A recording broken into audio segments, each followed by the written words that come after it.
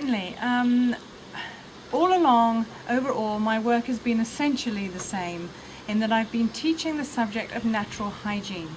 Now, natural hygiene may be an unfortunate name that puts people off something that is really very beautiful, and that is an understanding of how the human body truly functions on a mental, spiritual, and physical level, what its needs are in a natural sense, and how we can best meet those needs on every level in order that we can become the best that we can be.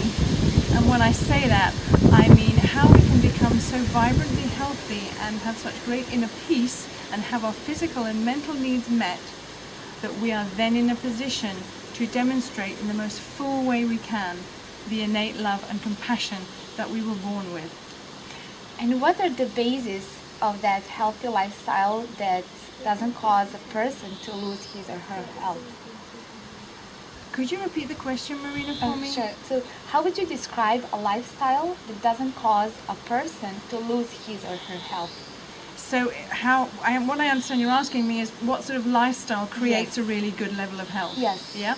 I think for first and foremost, we have to look at the practices of most people these days and how far those practices have strayed from what is natural for the human body and the human psyche. At the top of the list, we can't help but find diet, because over the years the human diet in the Western world certainly has deteriorated to such an extent that is now the number one cause of the chronic degenerative diseases of our age. So diet really is the first place to go, not simply because it has such great implications for the physical health, but a person's diet very much dictates the clarity of mind that they're going to have, the stability and emotional level that they're going to have, and their ability to literally function optimally, mentally, psychologically, emotionally as well. It is so much influenced by the foods that they're eating. And so it is a really good place to start. And what does the science say? What is the ideal diet for humans? The ideal diet for humans is a diet that is totally in accordance with how their body has been designed. For example, you wouldn't give a horse, let's say, a mouse to eat, but the cat That of would the be cruel, right? the cat of the family would probably find such a thing far more suitable.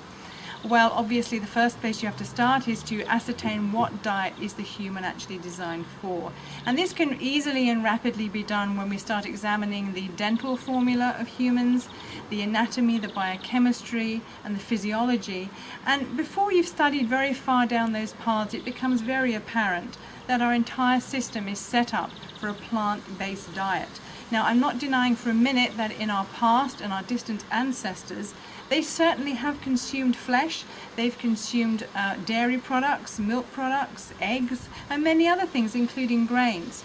And in many times and instances, it was because literally that was the only way they could sustain themselves in the environment that they were in, as a result to the evolution of the world, the shifting of the world and the continents, the various ice ages and so on.